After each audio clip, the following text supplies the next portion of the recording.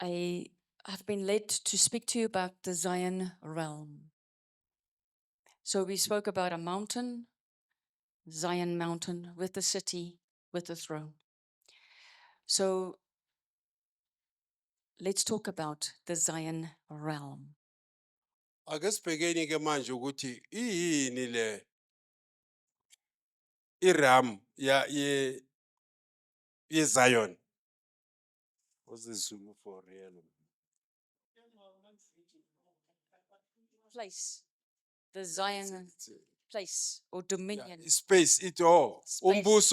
Umbuso we Zion. Yes. Okay. So John 11:40 says, Jesus said, "Did I not tell you that if you believe, you will see the glory of God?" Anginitshelanga yini ukuthi uma ukholwa uzoyibona inkazimulo kaNkuluNkulu. Can we believe this scripture? Ngabe singakholelwa kulombhalo na? If you are a son that's returning home, Uma uyindodana ebuyela ekhaya, are you not going to see what the house looks like? awuzi ukubheka ukuthi umuzi lo so unjani na? If a son goes home, does he not see the father? Uma indodana ibuyela ekhaya akaboni yini ubabakhe? So if Christ came so that we can be restored back to the throne of Yahweh, Uma uKristu uzile ukuthi singabuyiselwa, surely we will see his glory. manje sizabona ngempela inkazimulo yakhe. Now, we're not going to make death our savior. Angeke senze ukufa Our savior. umsindisi wethu. Because then we say we wait until we die. Ngoba uma sithi sizawulinda ukufa, Then we will see heaven. then you'll see sizombona. Christ is our savior. uKristu uyu umsindisi wethu. He's the door. Ulo isichapho.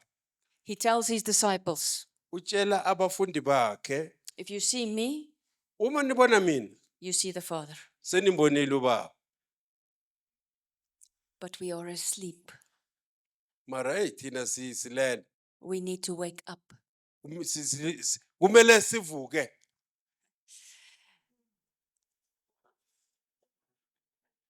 If you have a Bible, please open up at Revelations chapter 3. Uma uliphethe iBhayibheli lakho uvula lapho kuZambulo chapter 3.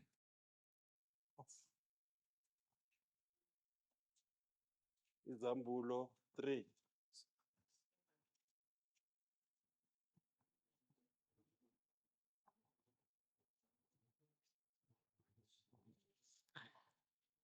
I didn't plan on saying this, but let's read. Asifundeni. I know all that you do, and I know that you have a reputation for being really alive.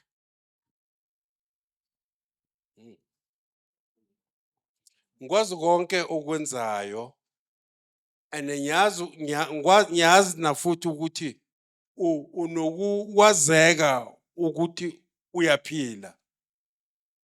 But you're actually dead. Mara ukuthi ngempela kahle wena ufile. Wake up. Vuka. He's writing this to a congregation, a church. Ubhalela lencwadi lotshelwe ibandla elithize. He's not speaking to the unsaved. Akakhulumi ke nabantu abangasindiswanga.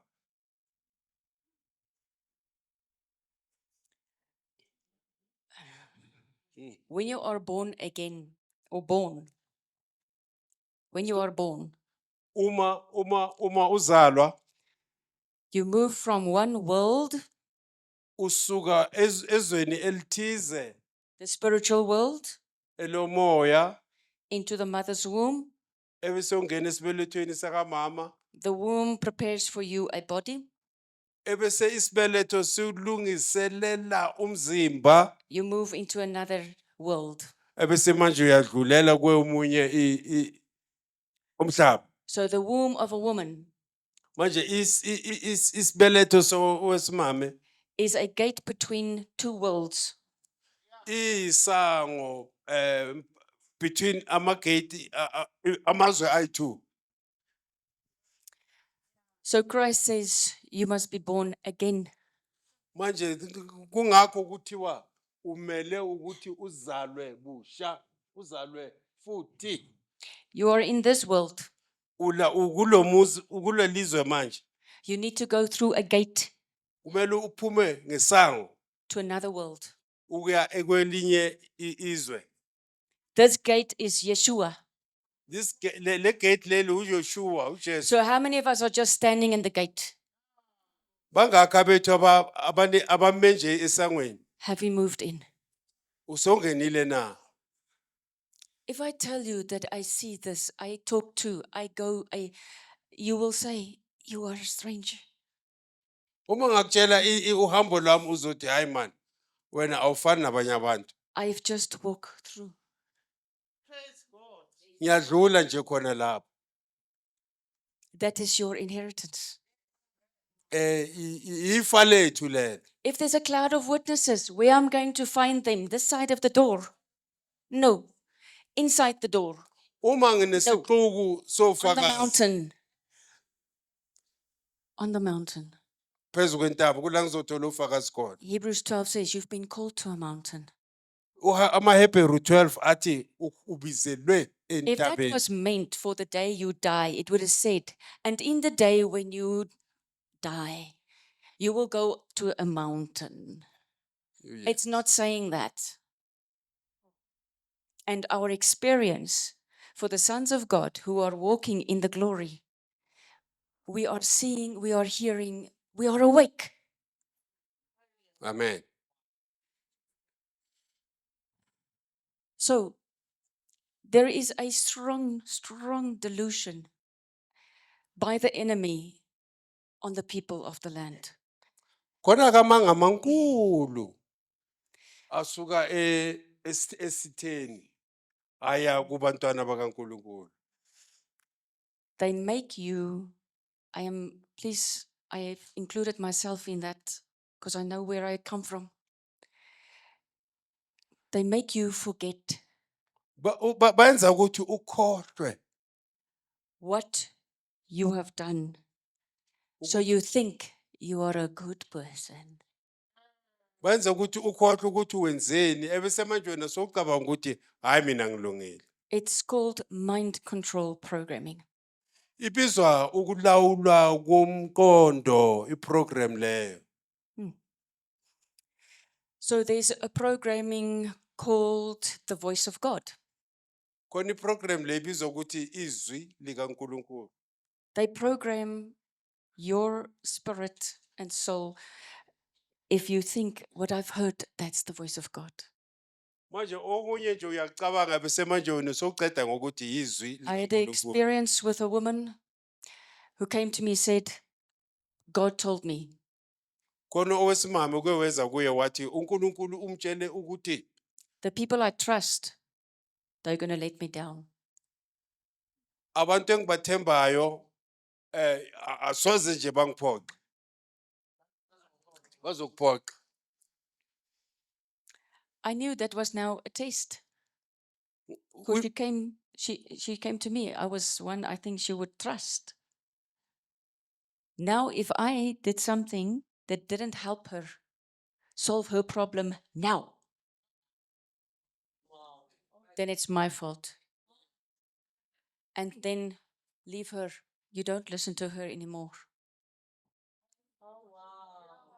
Then they walk away from truth. Can you see how subtle it is? Amen. So they bring things in your mind. How do they do it? This is a very vast topic. It's not really what I want to talk about. But you need to know there is things planned for the whole human race, and they leave very few people untouched, where they want to control what's in your mind. So scripture says you must control your mind. Umbhalo wona uthi lawula ke wena ngokwakho ingqondo yakho. So I can't just trust anything. Let's go back to how do they do it? Make sibuyeleni la ukuthi bayenza kanjani. Through your cell phone, Ngefoni yakho, through the TV, nge-TV, through music, umusic, through the newspaper, iphepha lendaba through what politicians would say. ukuthi bazothini. All the words and sounds around you can control you. Because we react to sound and words. Thina abantu sinokwenza utho ngalokhu sikuzwayo Even colors. nemibala. So be careful what you're listening to. So qaphela ukuthi ulalela ini.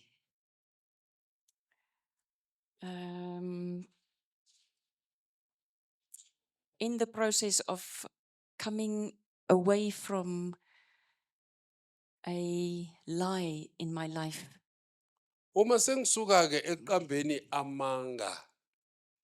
people would come to me Abantu bebeza kuye and just say 2 or 3 words, basho nje mhlomba amagama amabili amathathu. but their words would want me to think. Mara amazwi wabo bewenza ukuthi mina ngijule ngicabanga. I cannot come free from that lie. I'm stuck. Angeke manje ngisaphunyuka lapho sengibambekile la ngikhona. One day I will give you detail.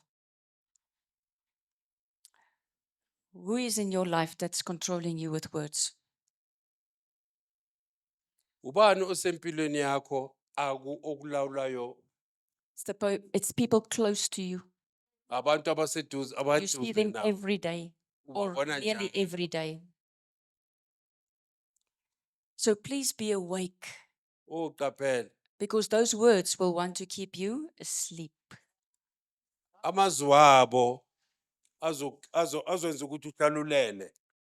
Psalm 139, the last verse. Search me, O God. Ithi Search my heart. amen. See where my feet are going. Bheka ukuthi inyawo zami zinyathela kaphi. Am I on the right path? Ngabe ngisasendleleni ekuyiyona na? So what I'm just going to complete in Revelations 3, Revelations 3. Says- Isambulo 3. wake up and strengthen all that remains before it dies. For I haven't found your work to be perfect in the sight of my God. Amen. Verse 3 is it's a key verse. It says, remember. What are they trying to do? They want you to forget. Forget. We call it amnesia, Amnesia, yes. an amnesia wall. So everything on the other side of the wall, you can't remember. So if you want to pray, you start saying, Lord, please help me remember. Who am I? Phambi kokuthi ukhuleke ithi cela kuNkulunkulu uthi Baba akungisize ukukhumbula. So it says, remember all the things you've received and heard, Khumbula konke okutholile naloko okuzwile. and turn back to God. Ene busubuyela kuye kuNkulunkulu. You can go and read the rest. Sesifundela ke. So I'm going to show you where you're going if you're going back. The Zion Uthi realm. uzobonisa ke ukuthi uyapi uma sowucede ngokuthi wena ubuyele emuva. Because to go back means to enter the glory of God. Manje ukuthi ukubuyela emuva ukuthi ukungena enkazimulweni kaNkulunkulu. I'm going to take my teaching from the first book of Ezekiel. Ezekiel chapter 1. Ezekiel chapter 1 kulaqala khona.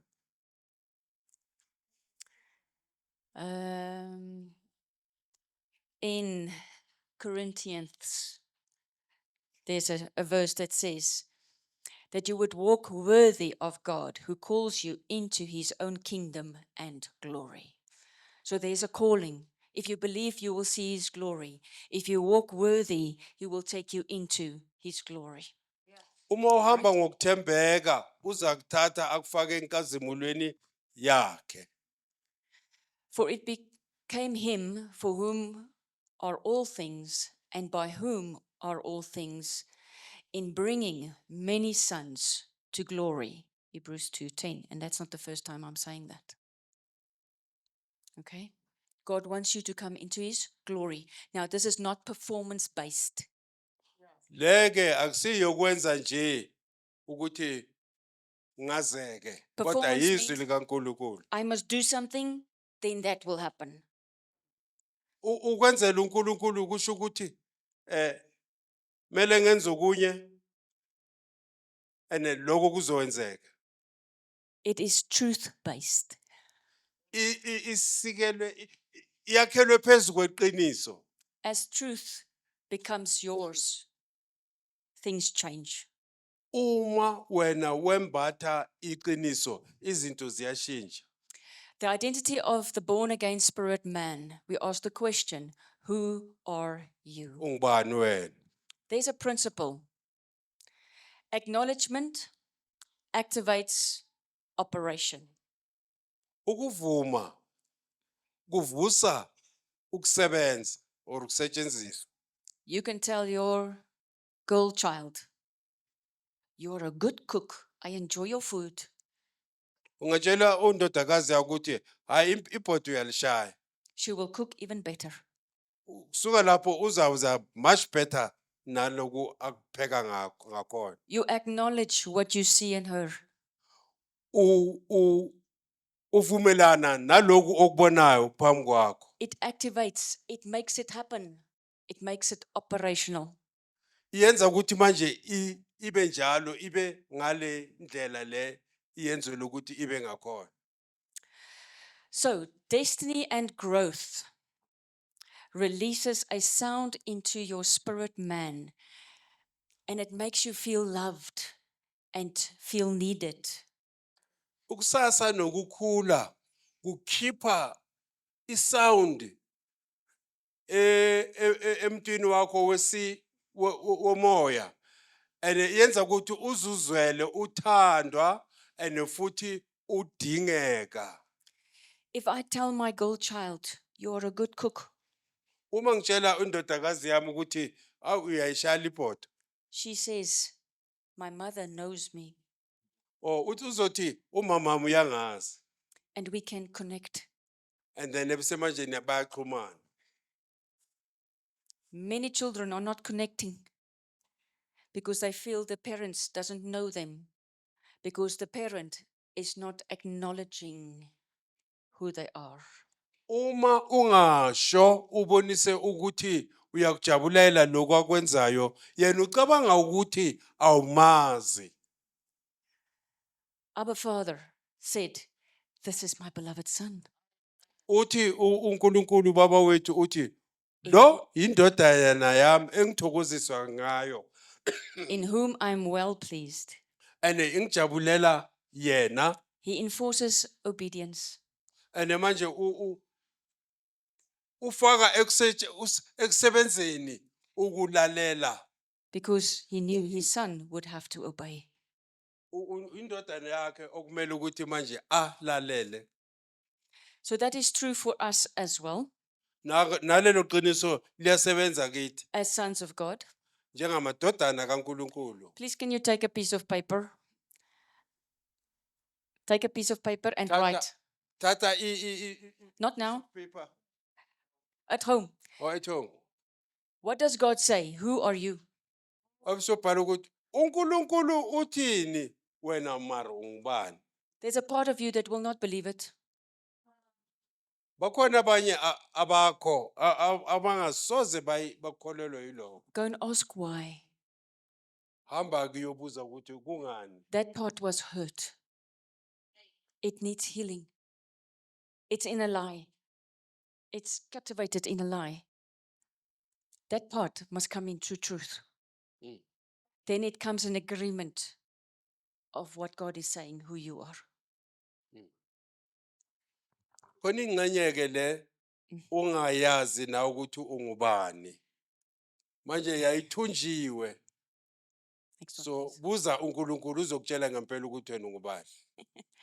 Psalm 8, wonderful psalm in scripture. Look at the splendor of the skies, you creative genius glowing in the skies. When I gaze at the moon and the stars mounted like jewels in their setting, I know that you are the fascinating artist who fashioned it all. But when I look up and see such wonder and workmanship above, I have to ask a question. Compared to all of this cosmic glory, why would you bother with puny mortal man or be infatuated with Adam's sons? Mm. What honor you have given them, created only a little lower than Elohim, Creator God, crowned like kings and queens with glory and magnificence. So if you have glory, you carry an opinion. And if you have honor, you are valued. That's my little in there.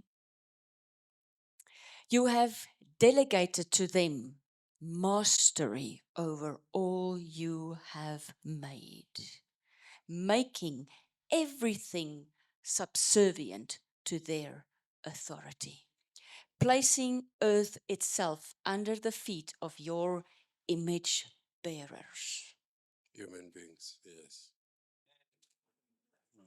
Now we can just stop there and start saying that and thinking about it and say, I want to own those words. It must become mine, those words. Meaning your truth. Do you believe this? And it doesn't have to be, you don't have to give me the church answer because everybody says, I'm a Christian, I believe it. No. Is this really part of your life? So there's a journey, there's a road, there's a desire to meet in this image. And what is being said, this is like a testimony. David is saying, Lord, this is who you think we are. So let us step into this truth. When you look at this, you understand you have been brain washed, even in the church. Sorry to say that again. Some of us have been Christians for 30, 40 years. Where's the image? Mm. Where's the truth? I'm not saying that to judge you. I want you to say, I must change. I want more. Amen. Okay? Amen. Because it is desire that takes you to connect with the throne. What makes you connect with the throne? Desire. Desire. Okay, so we have another translator now. Thank you very much for everybody that's willing to do this job. It's a difficult job. I don't want it. So, verse 7, all the created order and every living thing of the earth, sky, and sea, the wildest beast and all the sea creatures, everything is in submission to Adam's sons. Lord, your name is so great and powerful. People everywhere see your majesty. Amen. Do you know that the cult knows that if the sons of God start stepping into their identity, they don't stand a chance? Niyazi ukuthi abantu basezweni uma amadodana kaNkuluNkulu athatha indawo yabo abanayo ichance abakwazi ukumelana nani. What if we say that I am a word sent into this time? Uma ngithi ngiyizwi elithunyelwe kulesikhathi, It means you are God's number 7. kusho ukuthi ungunumber 7 kaNkuluNkulu. You are Zion. UyiZion. You are a sword. Uyiswati kaNkuluNkulu. Uyisikhali. You become a weapon in his throne's Uy- hand. Uyisikhali sakhe esandleni sakhe etronini. So if he has sent you into the earth time, Uma kuthumele ezweni esikhathini, you are a sword uyisikhali coming from his throne, ebuya kwithrone yakhe. which means you are a sword in his hand. Ngamanye amagama uyisota esandleni sakhe okanye isikhali. But you must know that. Kumele ukwazi lokho. Okay? Amen. This is powerful. The Lokho imagery is kungamandla. deep, Kudeep kakhulu. but let it come into your system. Akungene ngaphakathi kuwe. Colossians 1:15 says, He is the divine portrait, the true likeness of the invisible God, and the firstborn heir of all creation. This is Christ. uKristu okhuluma lamazwi. For through the Son, everything was created, both in the heavenly realms, and on the earth, all that is seen and all that is unseen. Lamazwi atholakala ku Colossians 1 verse 15 ukuya phansi masifunde emakhaya. Can finish. Every seat of power, realm of government, principality, and authority, it was all created through him and for his purpose. He existed before everything was made, and now everything finds completion in him only. Konke kuthola ukuphelela kuye kuphela. This is a verse that, again, I can speak a lot about it. What Kul- in it is talking to you? Leli verse ngakhuluma okuningi ngalo okukhuluma ngawe. Can you see the word heavenly realm? Uyalibona izwi heavenly realm And on the earth. esebenza esemhlabeni This is where he is.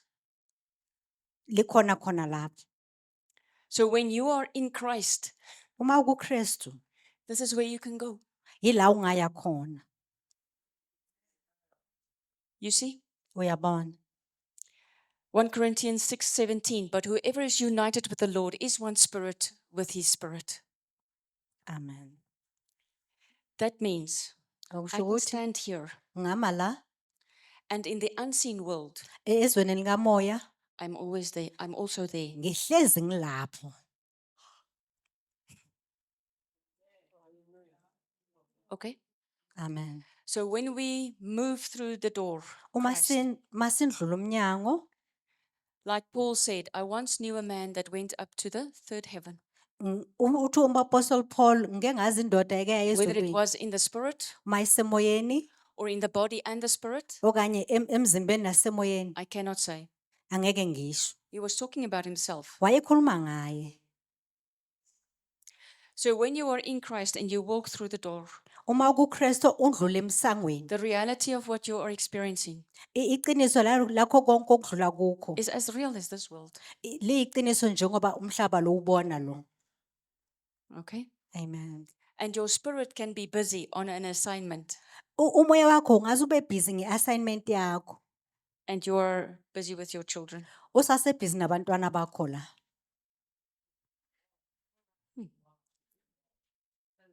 Okay?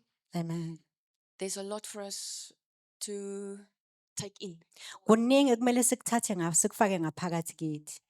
In Christ, I'm also where he is, KuKristu ngikhona nala yena khona khona manje. but I will act according to my scroll. Kodwa ngizokwenza according to umubhalo wempilo yami. So when I engage in spiritual matters, Uma ngiyenza ngokomoya, I ask, Lord, is it in my scroll? ngibuza umoya engcwele ingabe yini ilokho kubhalwe yini embhalweni wami. If I am the right word in the right time, busy with the right thing, Uma ngumbhalo oright ngesikhathi esifanelekile, I am safe. protected. So you don't act on your environment. Awu act kule ndawo ohlala kuyo. Oh, here's an altar. Let's break the altar. Nali alithara asile break asile destroy. Is that what God wants you to do? Ingabe ilokho uNkulunkulu afuna ukuthi ukwenze?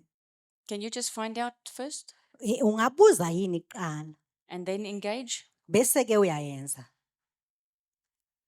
We go through tough times Sindlule ebunzimeni because we are not sensitive for the timing of events ngoba asikho sensitive ukuthi izinto kumele zenzeke nini or for who must do it. okanye mhlawumbe ubani kumele akwenze lokho. When I come into Katlehong, Uma ngingena eKatlehong I see a lot. ngibona kuningi. I'm not going to jump out of the car and start. Angizojumpa mina emotweni bese Engaging. ngiyakhala ngiyakhuleka ke manje ngiyalwa. Must I go home feeling guilty now? Mase manje ngibuyele endlini bese ngifila bad ukuthi angikhulekanga. Cha, Because at the right time, ngoba ngesikhathi esifanelekile the walls of Jericho came down. wonke amabondo eJericho azokuwa. All right. Amen. I think I'm going to stop there, Ngicabanga ukuthi ngizoma lapho kwamanje. but just think about these words. Cabanga lamagama. Spiritual warfare has got a lot more to do with the timing of things Ukulwa ngokomoya kunesikhathi than sa. perhaps what we have learned so far. Into ekumele sifunde so ukufikela manje. Not what you do, it's when you do it. Akusilokho ukwenzayo ukuthi ukwenza nini Because our enemy ngoba isitha sethu is a time lord. uphethe isikhathi. People have made confessions and repented. Abantu bakhulume amazwi bese baya repenta And then with their own words, ngamagama abo they say, amazwi abo. "Oh, I wish I was back at school." Hey bawusho ukuthi ngabe basesesikolweni. Your enemy says, "Wish granted." Wipe up Isitha bese siyakuthatha sikubuyisela kuleso sikhathi. and wipes out all your repentance prayers. Ibese isusa yonke lento bowucela uNkulunkulu akuxolele kuyo. Suddenly, tough time. You don't understand why things are so hard. Ngidlula kuyo yonke manje into enzima uzibuza ukuthi kwenziwa Lord, yini. but I've repented. Mara ngikhulekile baba. But your own words have taken you back. Kodwa amagama akho akubuyisela emuva. Our timing of our words. Remember, you're a throne. Amazwi nesikhathi okhuluma ngakho khumbula ukuthi uyithrone wena. The weapon you are releasing is your words. Isikhalo osikhiphayo amagama akho. The enemy knows that. Isitha siyakwazi lokho. So let us pray for our food and we finish the session. Sinikele Heavenly ukudla. Father, thank you for what we have received in our spirit as truth. But we ask your blessing on the food outside, that it too will bless our bodies. And as much as they have prepared with their time and their efforts, their finances for us something to eat right now, I ask, please give them what they need as much as what we will now need this food. Be for them also a blessing, a timing, a provision, a grace, a mercy. We pray this in the name of our Lord Jesus Christ. Amen.